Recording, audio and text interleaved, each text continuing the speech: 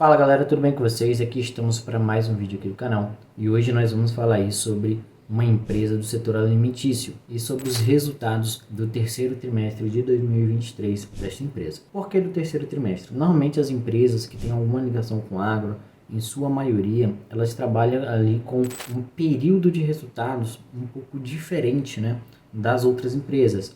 Normalmente os resultados dela é interligado ali com o começo e o final da safra. Com isso, né, os resultados são desencontrados. Agora, né, dia 31, as empresas vão começar a entregar os resultados do quarto trimestre de 2023. Já essa empresa que a gente vai falar, que é a empresa Camil, ela vai entregar aí os resultados agora, né, na verdade entregou dia 11 de janeiro, os resultados referentes ao terceiro trimestre de 2023. E por falar em resultados, se a gente observar aqui, a gente vai conseguir ver que o resultado foi aqui no dia 11 de janeiro da Camil e os resultados do quarto trimestre de 2023 pelas demais empresas vai começar a ser apresentado agora no dia 31 de janeiro pela empresa Santander e pela empresa Americanas. Então a gente tem dois resultados aí já aí no dia 31 de janeiro e para a gente já começar a ver essa época de resultados que é muito legal para a gente entender como é que foi aí o ano de 2023 para as empresas e as expectativas para 2024, tendo em vista que a maior parte das empresas trazem aí, né, um guidance, que é ali uma previsão dos resultados que a empresa espera alcançar, né, nesse ano de 2024, de acordo com as perspectivas de crescimento que a empresa enxerga dentro do seu setor. Pedindo para você curtir, comentar e compartilhar esse vídeo. E se você ainda não é inscrito aqui no canal, inscreva-se. Lembrando também, né, que esse vídeo não se trata de recomendação de compra, venda ou manutenção do ativo aqui apresentado. Então, como eu disse, a gente vai dar uma olhadinha no resultado da Camil. Primeiro vamos dar uma olhadinha nesse texto, né, que eles trouxeram aqui no release deles de resultados. Fala o seguinte, né, no cenário de alto giro do Brasil, o resultado foi impulsionado pelo aumento nos preços do arroz durante o período. O crescimento no volume do açúcar também impactou bastante o resultado da empresa, resultante das operações de exportações iniciadas no trimestre anterior, ou seja, no segundo trimestre da empresa. Essa iniciativa, ela é uma estratégia para mitigar os efeitos de um ambiente competitivo e desafiador e de menor rentabilidade para a categoria de açúcar a curto prazo. No segmento de alto valor da empresa, eles continuam a apresentar uma boa rentabilidade, né, em massas, mantendo o projeto de expansão da capacidade produtiva na planta para o corrente ano. Né. Em relação ao café, eles concluíram a expansão da capacidade de produção deles, com crescimento também nas vendas, né, da marca União, alcançando aí um market share acima de 4%. Um market share de 4% dentro desse setor alimentício é algo muito grande, porque é um setor muito competitivo, tem muitas empresas, né, nas regiões principalmente de São Paulo e do Rio de Janeiro ali. A Mabel, no segmento de biscoitos, eles seguem com um plano de aprimoramento na rentabilidade das vendas. Como eu falei sobre o resultado deles serem diferentes, se a gente dá uma subidinha aqui em cima, a gente vai conseguir entender isso. Esse resultado do terceiro trimestre deles compreende o período entre setembro de 2023 e novembro de 2023. Então, o quarto trimestre deles vai ser dezembro, janeiro e fevereiro. Então, lá em abril, quando as empresas estiverem apresentando o primeiro trimestre de 2024, a Camil vai estar apresentando aí seu quarto trimestre de 2023. Indo aqui, né, para o documento de apresentação do resultado da empresa, a gente observa que eles tiveram aí 3 bilhões de reais em receita líquida, né, um recorde para a empresa, com um crescimento de 15% comparando, né, o ano contra ano, ou seja, 2023 contra o mesmo período de 2022, e um crescimento de 3,1% trimestre contra trimestre, ou seja, terceiro trimestre de 2023 contra segundo trimestre ali de 2023. Eles tiveram um EBITDA de 249,3 milhões de reais, um crescimento de 48,3% no mesmo período do ano anterior. Uma margem, né, EBITDA na casa de 8,3%. O volume, né, total deles foi de 579,7 mil toneladas. Então, assim, com um crescimento de 11,7%. Só que quando a gente compara com o segundo trimestre de 2023, eles tiveram uma queda no volume de 7,9%. O alto giro, né, teve crescimento de 3% ano contra ano, o alto valor teve um crescimento de 24% e o internacional teve um crescimento de 30%, né, isso ano contra ano. Já aqui, né, no terceiro trimestre de 2023 contra o segundo trimestre do mesmo ano, a gente vê o alto giro e o alto valor tendo uma redução, né, de 5% e de 7,8% respectivamente, e o internacional tendo uma queda aqui de 12,9%. Então,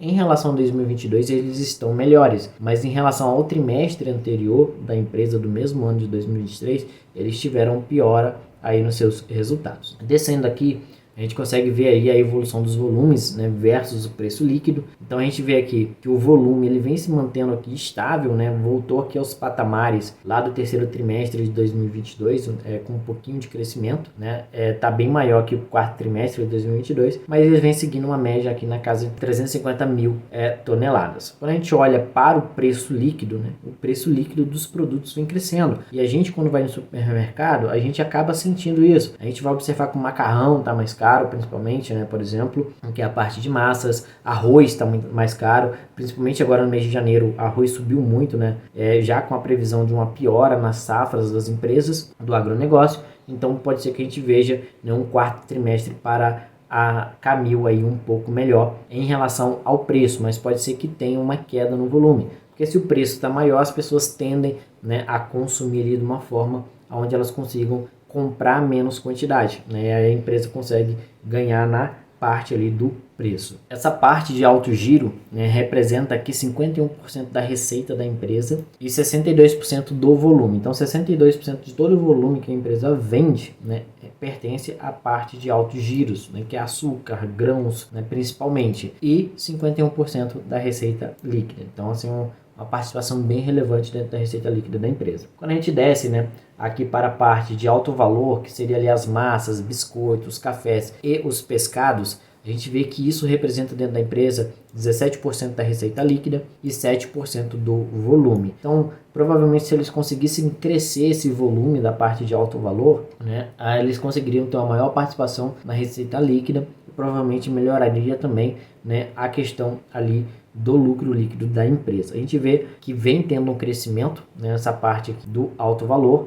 mas o preço ele vem caindo, né? Então inverso daqui de cima, que o volume vem se mantendo, né, e o preço vem subindo. Aqui embaixo no alto valor, né, o preço ele vem tendo uma queda, está em 12,66 hoje por quilo, e o volume ele vem tendo um certo crescimento aqui, mais claro, sendo menor que o primeiro trimestre de 2023. Quando a gente desce aqui para a parte internacional, a gente vê que a parte internacional tem uma volatilidade muito grande no preço médio por quilo, né, de mercadoria. Então a gente vê aqui que está maior do que o período lá de 2021, de 2022, né, mas já chegou aqui a um pico de 5,42 no terceiro trimestre de 2022 e hoje está em 5,40 no terceiro trimestre de 2023. Essa parte aqui internacional representa 31% do volume e 32% da receita líquida. Então, o internacional é algo bem representativo dentro do resultado da empresa também. Quando a gente vai para os destaques financeiros da empresa, a gente consegue observar aqui algumas coisas importantes, que é o que? A receita líquida ela foi crescente, né, com um crescimento aí de 15,5%.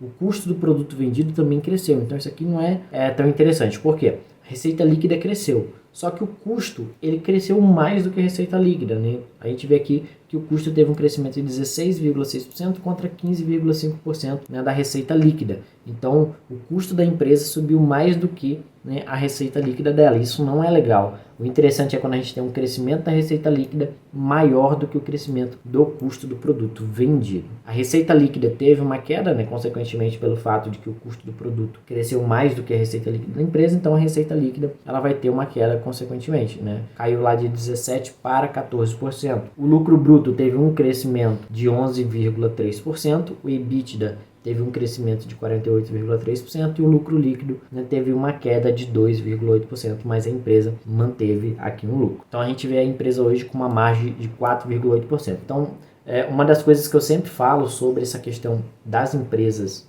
que trabalham nessa parte alimentícia é a questão da margem. É muito parecida ali com o varejo. Quase sempre vai ter uma margem abaixo de 10%, variando sempre ali na casa de 2, 3, 5%. Então assim, eu acho uma margem muito apertada, o que torna a empresa ali, né, um pouco perigosa em relação a um escorregão, ela está no prejuízo. Então, comparando a empresa aqui, né, terceiro trimestre de 2023 contra o terceiro trimestre de 2022, a gente vê uma empresa, né, com os números um pouquinho piores. Melhorou na questão da receita líquida, né, mas a gente vê aqui o custo do produto vendido batendo um pouco na empresa e diminuindo aqui a margem líquida lá no final, que é o lucro líquido. Quando a gente compara o terceiro trimestre de 2023 contra o segundo trimestre do mesmo ano, a gente já vê aqui, né, números um pouco melhores. Receita líquida crescente, na 3,1%, custo do produto vendido ainda um pouco maior, né, do que a receita líquida, cresceu 3,6%. Então a gente vê aqui, né, o SGIA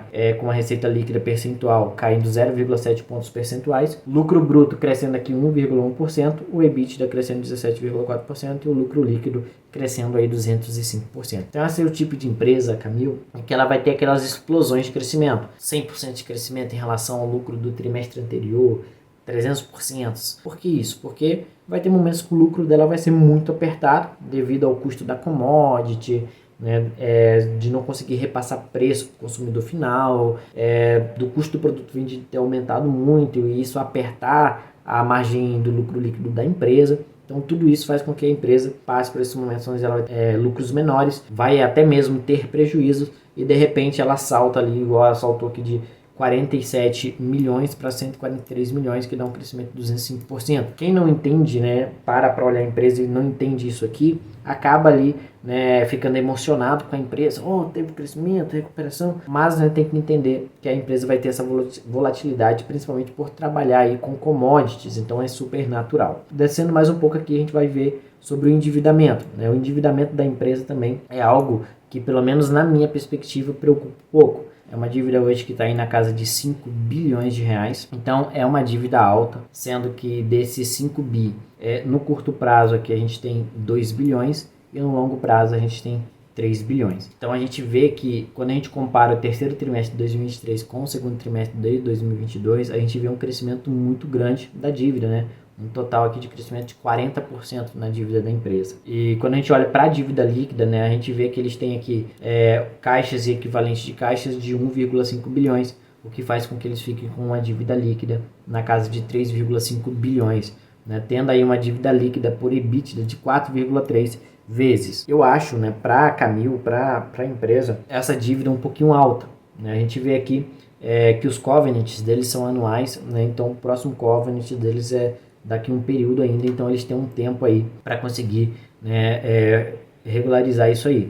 A gente vê que veio subindo muito nessa relação dívida líquida para o EBITDA da empresa. A gente vê que saiu lá de terceiro trimestre de 2022 de 2,8 vezes, né, para agora no terceiro trimestre de 2023 para 4,3 vezes. Pode ser que agora com a redução da Selic, né, isso acabe ajudando a empresa um pouquinho em relação a essa dívida, mas eu ainda acho essa dívida um pouco alta, né, e um pouco preocupante. Então é um ponto de atenção aqui que o investidor tem que ter quando vai olhar para a Camil. A gente dando uma olhada aqui no site de análise de ações, né, nas ações da empresa, a gente vê que as ações da empresa hoje estão sendo negociadas próximas a R$ 9, né, uma valorização aí de 14% nos últimos 12 meses e uma valorização aí no último mês de 7,22%. Então a gente vê aí que a empresa, em relação à sua cotação, tem se recuperado bem, né, tá tendo aí um crescimento bem legal. Só que a gente vê a empresa aí na faixa de R$ 9, bem distante ali do seu topo em 2020 na casa de R$ 11,40. Então ainda tem um longo percurso para chegar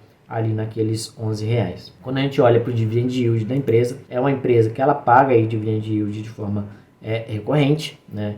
Então a gente vê aqui que em 2023 o dividend yield dela foi de 3,42%. E nos últimos 12 meses aí ela está com dividend yield de 3,19%.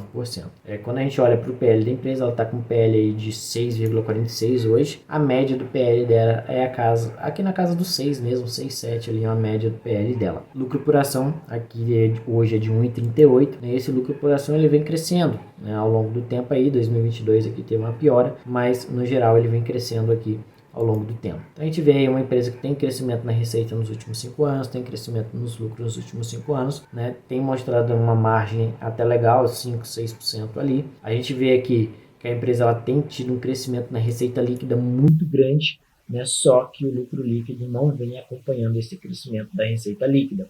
E isso vem acontecendo principalmente pelo que? Quando a gente olha ali nos resultados PowerPoint dela, pelo crescimento aqui, né, do custo do produto vendido. Se o meu custo de produção é maior, consequentemente o meu lucro líquido ele vai diminuir. Então, mesmo que ela aumente aqui, né, a receita líquida, o lucro líquido não vai conseguir acompanhar caso ela não consiga, né, controlar esse custo.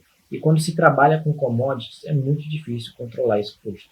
A gente também compara aqui o ROI dela, é um ROI até interessante, na casa aqui de 14%, 12%, né, e uma margem líquida aqui na casa de 5%, como eu disse para vocês. A dívida eu já comentei para vocês, então, assim, é uma empresa interessante, é um produto de consumo básico, então, independente da crise, as pessoas vão precisar consumir, mas tem aquela questão que, dependendo da crise, as pessoas acabam consumindo em menor quantidade, né, como eles têm esse portfólio diversificado, onde eles têm os produtos de alto valor ali e os produtos de alto giro, os produtos de alto giro, arroz, os grãos em geral, normalmente as pessoas não param de consumir independente da crise.